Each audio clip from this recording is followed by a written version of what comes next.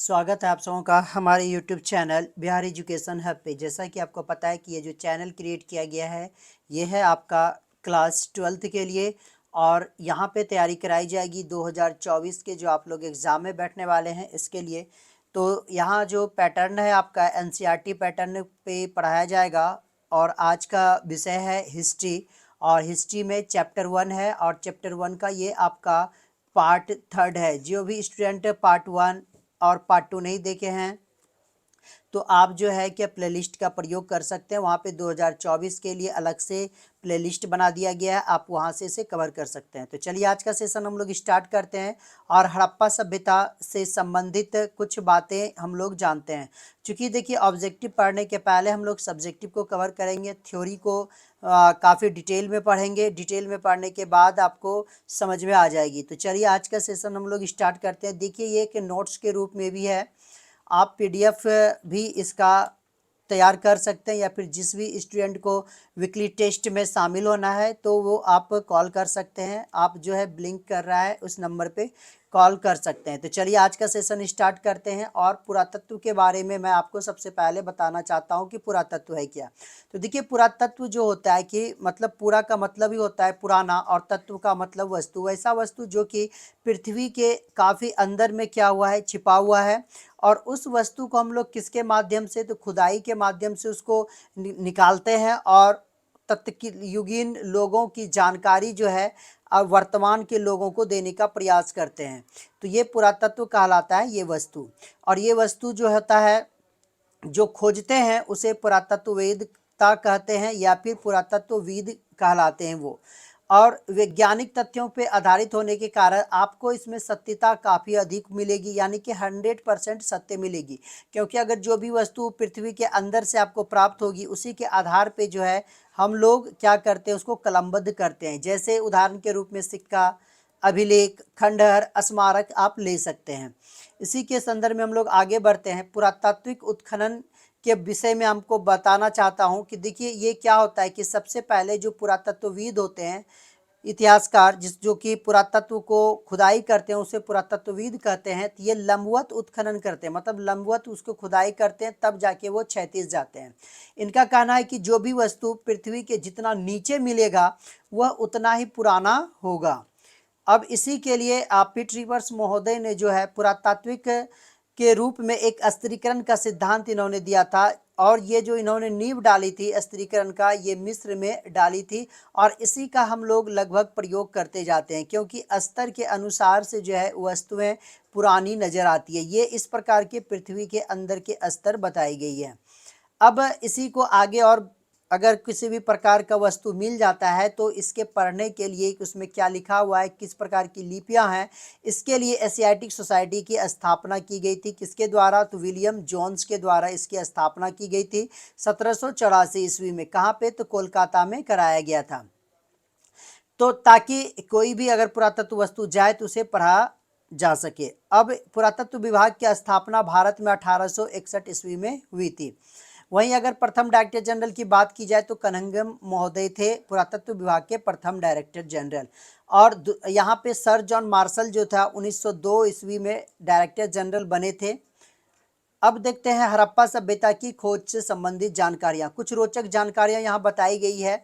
सबसे पहले Charles mason के द्वारा जो है यह पता लगाया गया था कि हड़प्पा कोई जगह है 1826 ईस्वी में। लेकिन उस समय उसको कुछ खास सफलता नहीं हासिल हुई थी। लेकिन हड़प्पा नगर की खोज दयाराम साहनी का प्रयास है, जिन्होंने 1921 ईस्वी में किया था। और ये जिस समय किए थे तो 1921 में, तो इस समय थे आपके sir John Marshall director general. उनके समक्ष ये बातें रखी गई थी और उनको कहा गया था कि मैंने हड़प्पा की खोज की थी। लेकिन दुनिया के सामने जो है उन्होंने प्रमाणित किया था 1924 ईस्वी में। तब जाके ये महसूस किया गया कि हड़प्पा वास्तव रूप में खोजा जा चुका है। और ये जो थी रावी नदी के किनारे स्थित है हड़प्पा। और हड़प्पा अभी पंजाब जो कि पाकिस्तान में वर्तमान में है, मोंटेगोमरी जिला में स्थित है। हड़प्पा सभ्यता का अगर रेडियो कार्बन विधि के अनुसार से इसकी का समय का पता किया जाए तो ये 2500 से लेके 1750 ईस्वी पूर्व माना जाता है इसका। अब हड़प्पा से कौन कौन सी वस्तुएं मिली हैं इसके बारे में हम लोग देख लेते हैं। देखिए स्त्री की मूर्ति जिसके गर्भ से पौधा निकलता हुआ दिखता है, ये हड़प्पा से प्राप्त हुई है। बहुत सारी वस्तुएं हैं जिसे मैं आपको दिखाना चाह रहा हूँ। पत्थर के सीसन योनि मिला हुआ है, लकड़ी का हल मिला हुआ है, शंख का बैल मिला हुआ है, तांबे की मोहर मिली हुई है, जो गेहूं की भूसी, मटर, तिल की खेती के प्रमाण मिले हुए हैं, खरगोश के चित्र वाली मुद्रा मिली हुई है, ठोस पहिए वाली गाड़ी प्राप्त हुए हैं। ये सब सभी वस्तुएं जो है आपको कहाँ से मिली हुई है, तो हड़प्पा से मिली हुई है। अब यहाँ पे एक पिगट महोदय थे, इन्होंने जो है हड़प्पा और मोहनजोदड़ो जो कि काफ़ी फेमस था, इसको इन्होंने जुड़वा राजधानी कहा है। और हड़प्पा की बस्ती के बाहर जो है R37 जो था ये कब्रिस्तान के रूप में जाना जाता था। हड़प्पा को तोरण द्वार का नगर तथा सिंधु सभ्यता का अर्ध औद्योगिक नगर भी कहा जाता है। और सबसे रोचक बात है कि सबसे अधिक अभिलेख वाले जो मोहरे होते हैं वो हड़प्पा से ही मिली हुई है।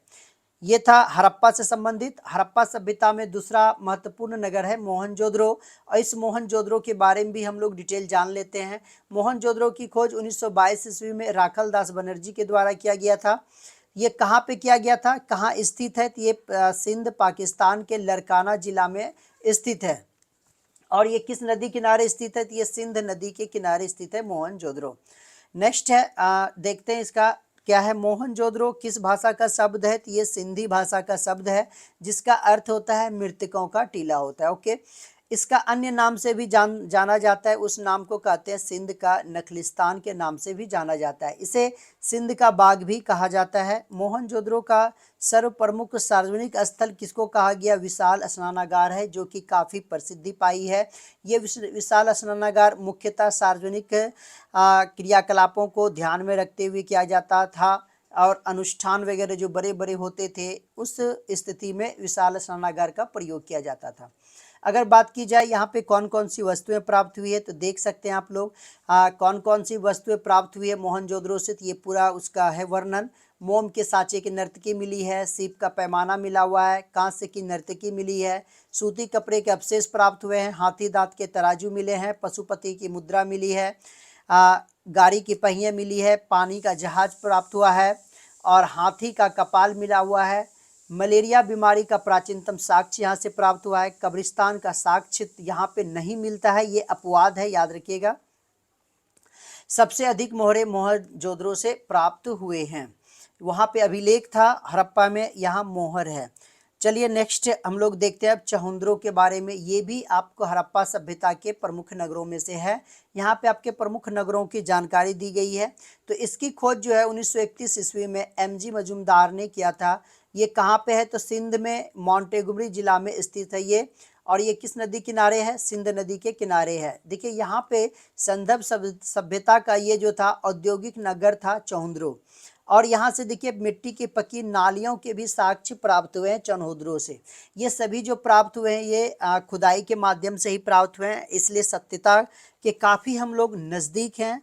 चहुंद्रो से भी कुछ वस्तुएं प्राप्त हुई हैं। इसमें से प्रमुख वस्तु आप देख सकते हैं, मनके बनाने का कारखाना है, पत्थर के बटखरे प्राप्त हुए हैं, अस्थि तथा मोहर बनाने की कार्यशाला, पीतल की बत्तख, तराजू एवं बैलगाड़ी, लिपस्टिक और कागजल भी प्राप्त हुए हैं। नेक्स्ट है आपका कालीबंगा। ये भी आप प्रमुख नगरों में से हैं। जितने भी हड़प्पा सभ्यता के प्रमुख नगर हैं, आज हम लोग नगरों को देखेंगे।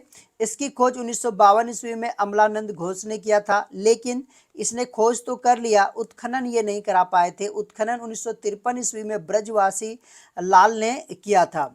और ये कहाँ पे है, राजस्थान के गंगानगर जिला में स्थित है। किस नदी किनारे स्थित है, तो सरस्वती नदी किनारे स्थित है। और कालीबंगा का शाब्दिक अर्थ होता है काले रंग की चूड़ियाँ। लकड़ी के नाली के साक्ष्य भी आपको कालीबंगे से प्राप्त हुआ है। अब देखिए यहाँ से कुछ महत्वपूर्ण वस्तुएं हैं, जैसे अग्निकुंड यहाँ से मिला है, बेलनाकार मोहर प्राप्त हुआ है, हल से जुते खेत के साक्ष्य मिले हैं, 7 आयताकार यज्ञ वेदियाँ मिले हुआ है, टेराकोटा शंख सेलखरी की बनी चूड़ियाँ प्राप्त हुई है, तांबे की बैल की मूर्ति भी प्राप्त हुई है। कहाँ से, तो ये सारे कालीबंगा से मिले हैं। नेक्स्ट है लोथल के बारे में हम लोग देखेंगे। लोथल भी वहाँ का एक प्रमुख नगर था। इसकी खोज 1957 ईस्वी में SR राव ने किया था। यह कहाँ पे स्थित है, गुजरात के अहमदाबाद जिला में स्थित है। और ये किस नदी किनारे स्थित है, तो ये भोगवा नदी के किनारे स्थित है। और एस आर राव ने जो इसे लघु हड़प्पा या फिर लघु मोहनजोदड़ो की संज्ञा दी थी लोथल को। अब यहाँ से आपको कुछ वस्तुएं प्राप्त हो जाती है, क्योंकि जितने भी नगर हैं हर एक वस्तुओं के द्वारा ही वहाँ का वर्णन किया गया है। तो यहाँ पे देखिए कौन कौन सी वस्तु प्राप्त हुए हैं। फारस की मोहरें हैं, धान एवं बाजरे के प्रमाण मिले हैं, आटा पीसने वाली चक्की मिले हैं, हाथी दांत का पैमाना मिला हुआ है, मनके बनाने का कारखाना है, गोदी बंदरगाह के भी प्रमाण यहाँ से मिले हैं। उसके बाद कुत्ते खरगोश की भी मूर्तियाँ आपको मिली है, तांबे के बत्तख भी प्राप्त हुए हैं। अब देखिए बनावली भी एक प्रमुख शहरों में से एक था, तो इसके बारे में हम लोग देख लेते हैं। इसकी खोज 1973 इसमें रविंद्र सिंह बिष्ट ने की थी, और ये कहाँ पे स्थित है, हरियाणा के हिसार जिला में स्थित है।